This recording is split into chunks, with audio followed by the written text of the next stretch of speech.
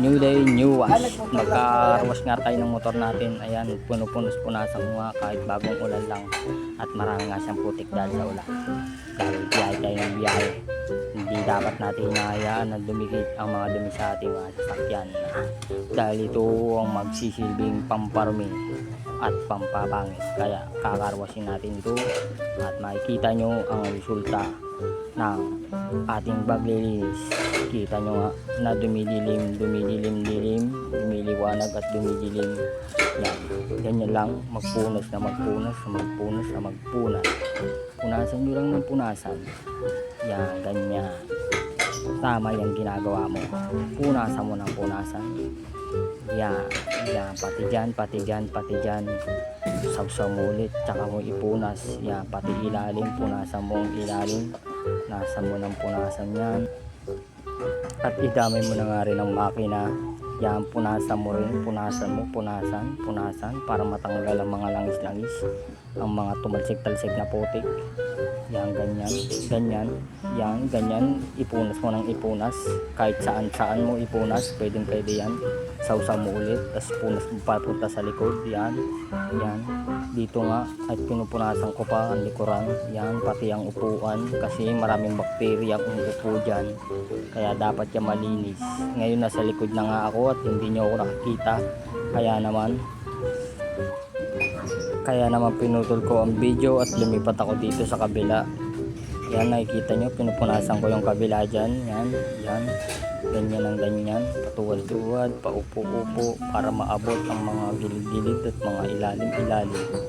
Yan, very nice. Ganyan lang po maglinis ng sasakyan.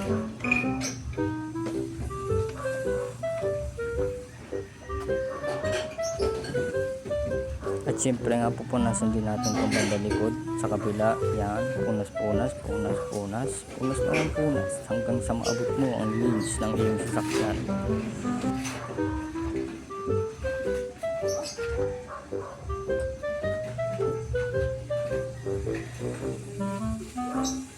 Hindi nyo ako nakikita dyan, pero pinupunasan ko rin yung kabilang makina. Yan, para malinis din, matanggal din ang mga dumi-dumi na talsik na putik at mga naiwang langis.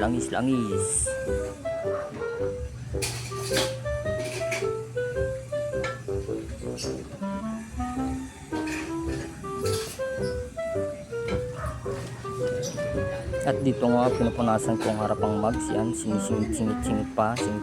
Yan, paikot-ikot. Yan, para pati ang mags malinis at ating maibiyahe ng maganda at walang putik.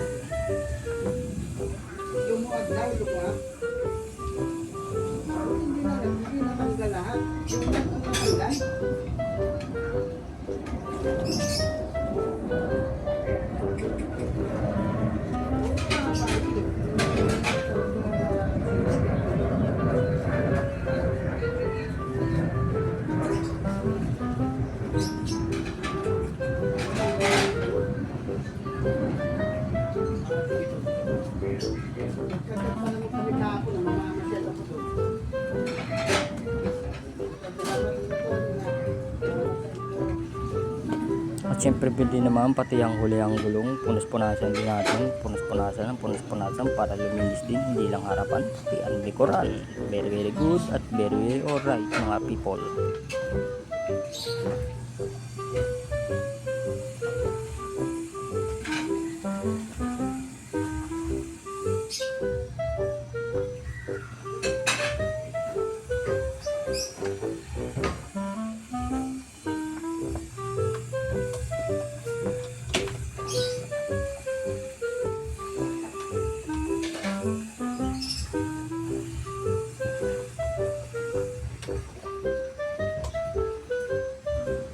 Dito nga ay iniikot-ikotin ko pa yung gulong yan kasi hindi maabot. May mga nakaharang na na kadena yan para maabot natin ang tunay na linis.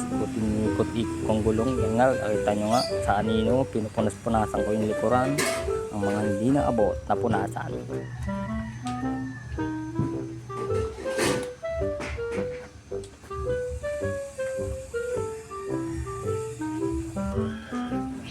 Ito nga, bumalik nga ako sa harapang gulong para mapunasan din ng kabilang mugs kasi yung kabila pa lang yung napupunasan ko. Yan, inaabot-abot yung telescopic sa harapan yung loob para mapunasan din yung loob at para malinis din yung loob. Iikutin ko nga dito yung mugs para yung nasa loob ng mudguard ay malinisan din at mapanatili ring malinis. Kailangan natin punasan yan, ganyan, paikot-ikot lang, punasan nyo lang ng punasan at lilinis yan, sigurado.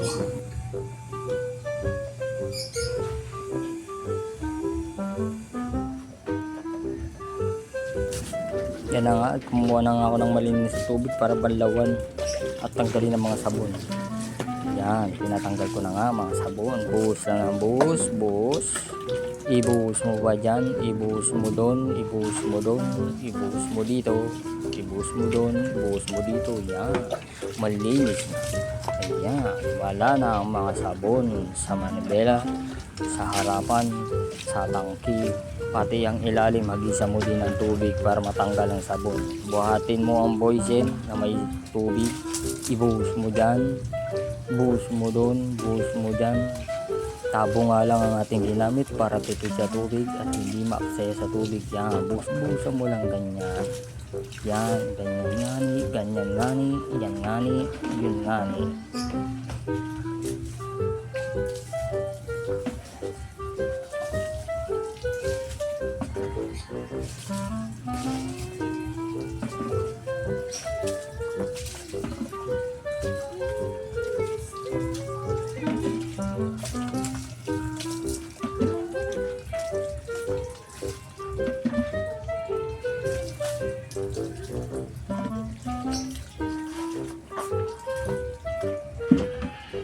At ito na nga ang final output ng ating video. Kunin ko na ang camera at ipapakita ko sa inyo. Tapos tayo maglinis ng ating matmap. Yes, linis na ulit siya, kaso uulan na naman. Yan, uulan na naman. Yung nanay ko tatawang ngiti-ngiti. Very linis. Tapos maglinis ng motor, uulan ulit. Pero okay lang yan, at least nabawasan ang kalat ng ating matmot. Yes, gold na ulit siya kasi iba na yung kulay niya. Nakaraan, madumi na, mukha ng putik. At ngayon bibigyan na nga natin ng montage niya. Boom!